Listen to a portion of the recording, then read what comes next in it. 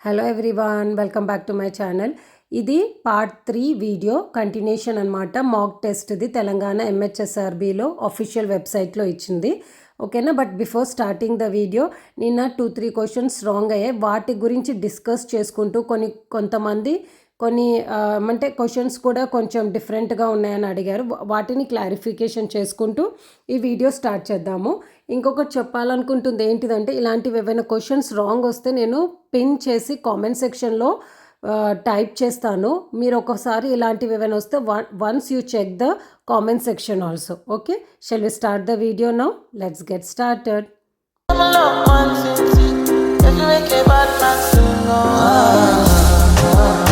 First ఈ question గురించి explain చేయాలనుకుంటున్నాను. సో అందరూ the 4 fundamental of nursing are అని అనుకుంటే assessment, diagnosis, care plan and medical intervention అనుకుంటున్నారు. But that is not the correct answer. Correct answer is first one, communication skills, assessment, nursing skills and nursing interventions. ఎందుకంటే first fundamental of nursing and nursing process both are different. ఓకేనా. Fundamental of nursing outline ఏంటిదంటే why care is given, అంటే అది objective కిందికి వస్తుంది. అదే nursing process అయితే it will explain how care is obtained, అది మెథడాలజీ కిందికి వస్తుంది.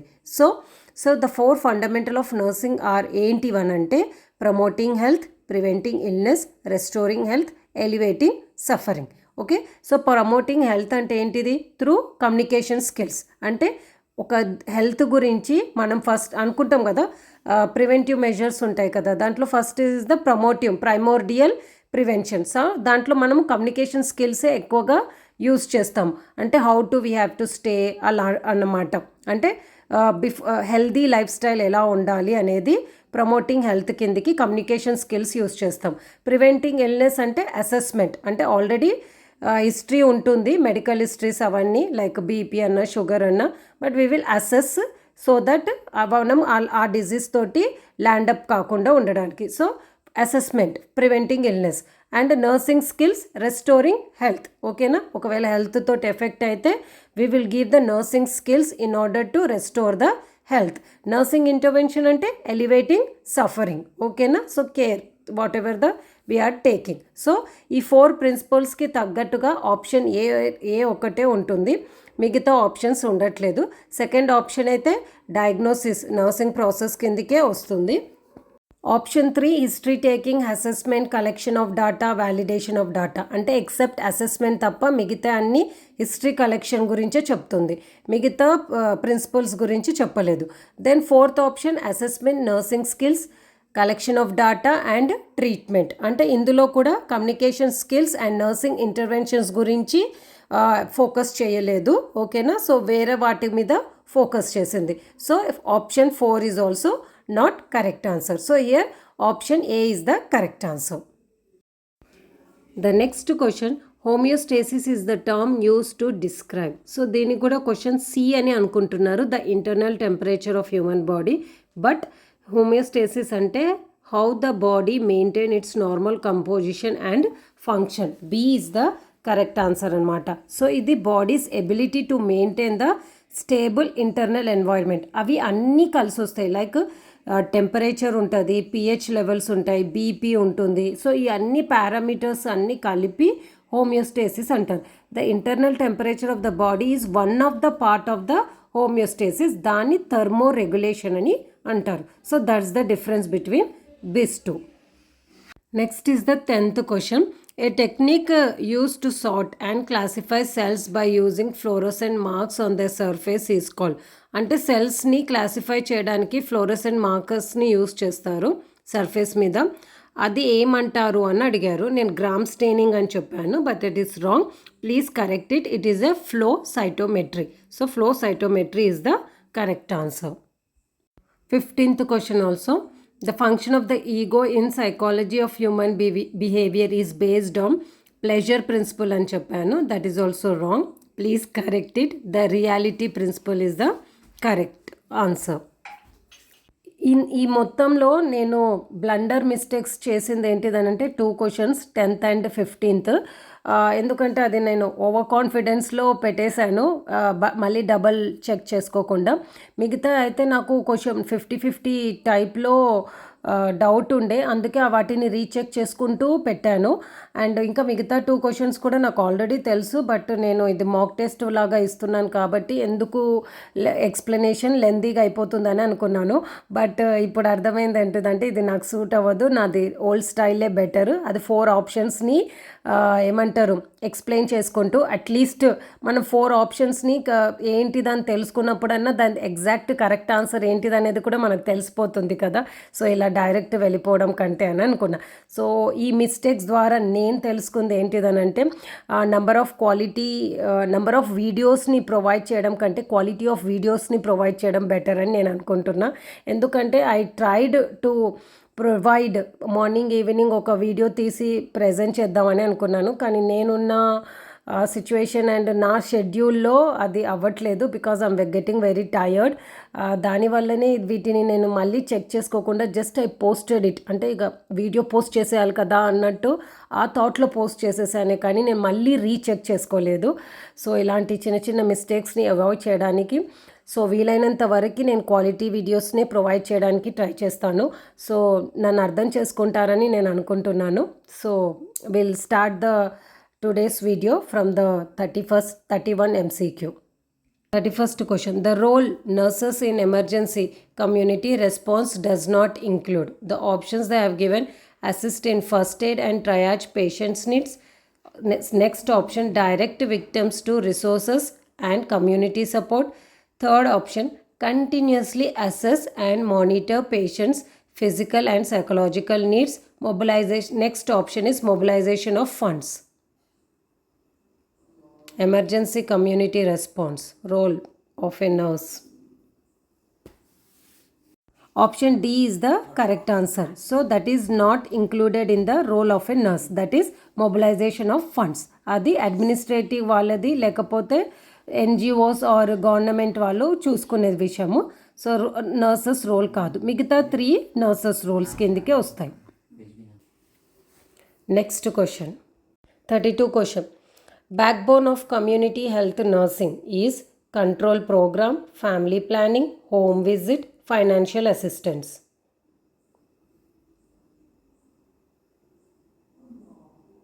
So the correct option is family planning. ఎలా అంటే it will directly influences the long term health కోసం, దెన్ పాపులేషన్ కంట్రోల్ చేయొచ్చు, ఎకనామిక్ డెవలప్మెంట్ ఉంటుంది ఎందులో, ఫ్యామిలీలో. సో ఇవన్నీ ఫౌండేషన్ ఆఫ్ ద ఫీల్డ్ అనమాట.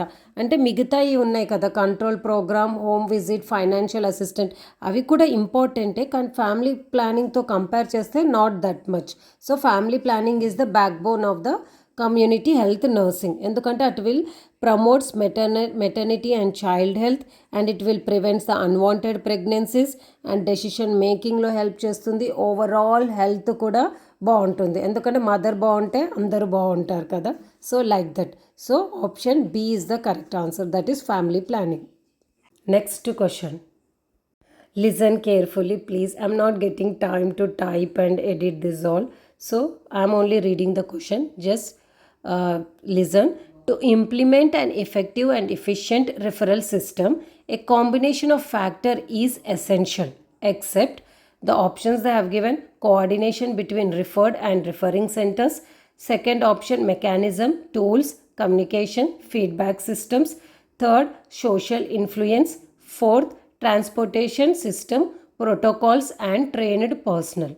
అంటే ఎఫెక్టివ్గా ఎఫిషియెంట్గా రిఫరల్ సిస్టమ్స్ని ఇంప్లిమెంట్ చేయాలి అని అంటే ఇందులో అన్ని ఫ్యాక్టర్స్ అవసరం పడతాయి, ఒక్కటి తప్ప అని అడిగారు question.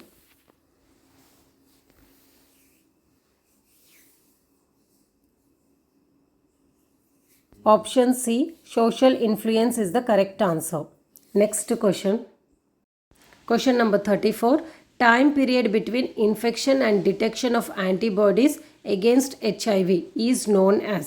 So the options they have given: acute infection, chronic infection, active HIV, window period.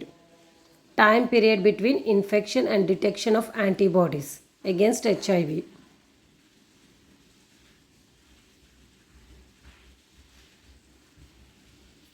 Option C, window period. The next question, 35th.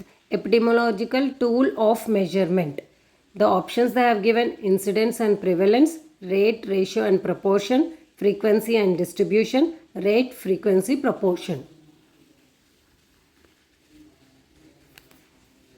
Option B is the correct answer, rate, ratio and proportion. The next question, 36th question. Minor elements do not include. The option they have given: headache, back pain, stroke, nasal congestion.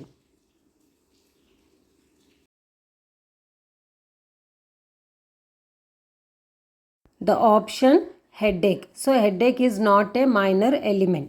ఎందుకంటే back pain, stroke, nasal కంజెషన్స్కి some are the other issues ఉంటాయి, like which is related to the elements like nutrition, health పరంగా కూడా, అంటే some health disease కండిషన్స్ని చూస్తే దాంట్లో back pain, stroke, nasal congestions అన్నీ వస్తాయి సిమ్టమ్స్ లాగా. కానీ headache is not, it is unrelated అనమాట. So this headache is the correct answer. 37. Which one of the following is an environment risk factor? The option they have given: contaminated water, urbanization, infectious agent, sanitation.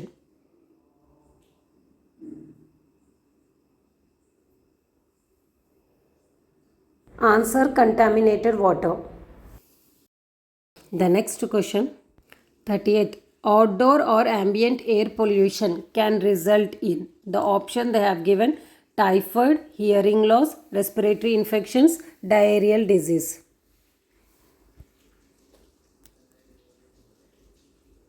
Correct answer: respiratory infection. The next question, 39th. Infection biomedical waste, that is non-plastic, should be discarded in. So the options they have given: blue bag, red bag, yellow bag, green bag. Infection biomedical waste, non-plastic.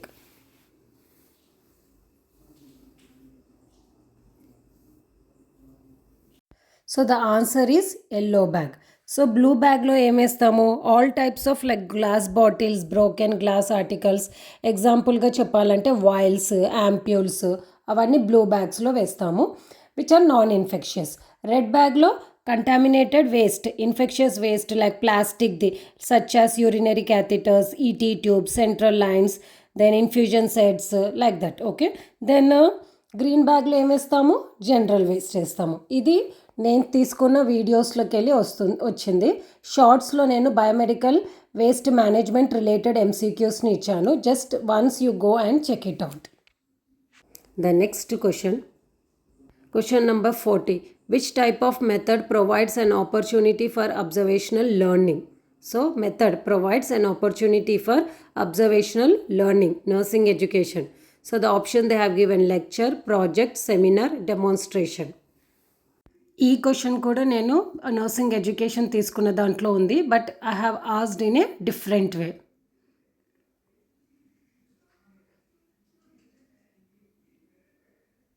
So the answer is demonstration. అంతే కదా, observational learning అంటే ఏంటిది?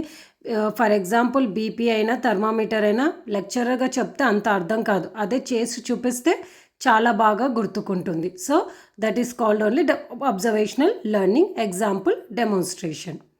The next question, 41 question. To teach about hazards of smoking or alcoholism to the community by team of nurses, which method of teaching is most useful? అంటే smoking and alcohol hazards కమ్యూనిటీలో ఒక nurses team చెప్పాలనుకుంటే ఏ method of టీచింగ్ని చూస్ చేసుకుంటారు అని అడుగుతున్నారు question ఇక్కడ. So the option they have given: demonstration, seminar, puppet show, lecture method.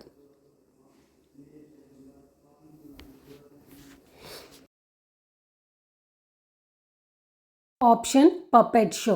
ఈ question కూడా నేను ఇండైరెక్ట్గా చెప్పాను. కమ్యూనిటీ హెల్త్ నర్సింగ్లో అండ్ నర్సింగ్ ఎడ్యుకేషన్లో మనం ఎడ్యుకేషన్ చేయాలి అని అంటే mostly we will do the dramas, shows. So ఇది కూడా నర్సింగ్ ఎడ్యుకేషన్లో నేను చెప్పాను, but it came also indirectly. So here the option C is the correct answer, that is puppet show. The next question, 42nd question. Which one of the following is a body building food? So the options they have given: sugars, fruits, meat, vegetables.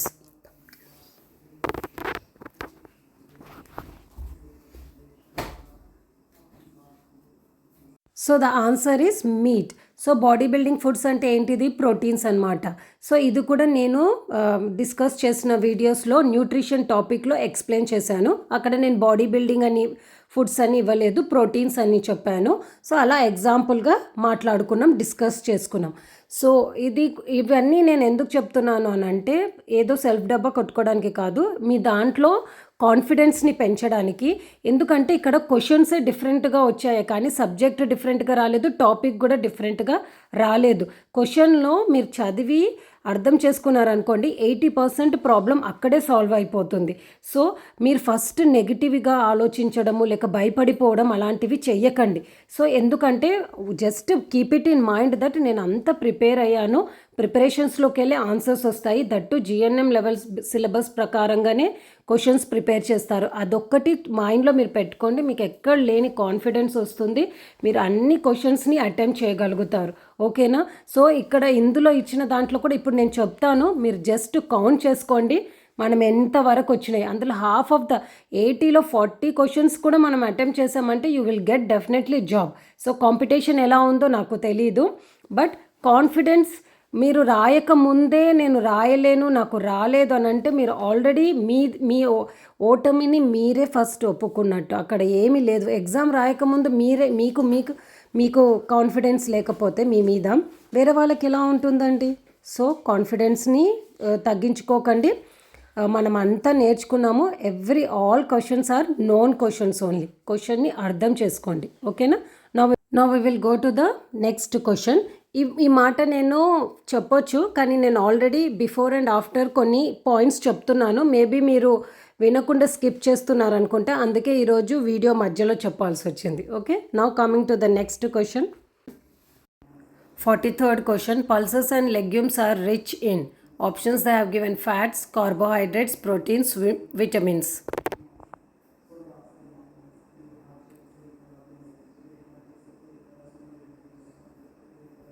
Answer is proteins. ఇది కూడా మనం already nutrition subject topic మీద ఎంసీక్యూస్లో ఏమంటారు discuss చేసుకున్నాం. So C is the protein. చూడండి ఎన్ని questions వస్తున్నాయో. The next question. Deficiency of vitamin C leads to. Options they have given: scurvy, osteoporosis, stomatitis, gingivitis.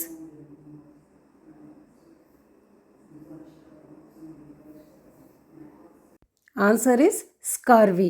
ఈ క్వశ్చన్ కూడా మనము డిస్కస్ చేసాము న్యూట్రిషన్ సబ్జెక్ట్ రిలేటెడ్ ఎంసీక్యూస్ని ప్రిపేర్ చేసినప్పుడు నేను వీడియో. సో దిస్ ఆల్సో మనం చదువుకున్నాం. So scurvy vitamin C deficiency, osteoporosis calcium deficiency, stomatitis and gingivitis రెండు బి కాంప్లెక్స్ డెఫిషియన్సీస్ వల్ల వస్తాయి. స్టొమటైటిస్ అంటే ఏంటిది? Inflammation of the mucous membrane inside the mouth. Gingivitis అంటే inflammation of gums. Next question. 45th question. Which of the following is not a fat soluble vitamin? The options they have given: vitamin K, vitamin A, vitamin C, vitamin E.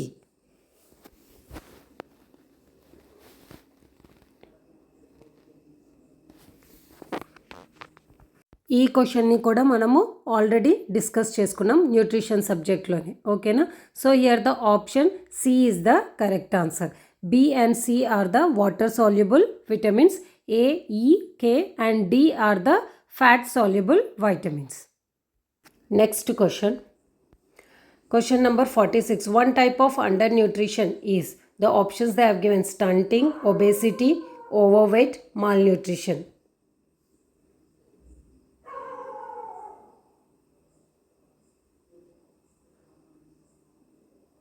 So the answer is stunting. ఓకేనా?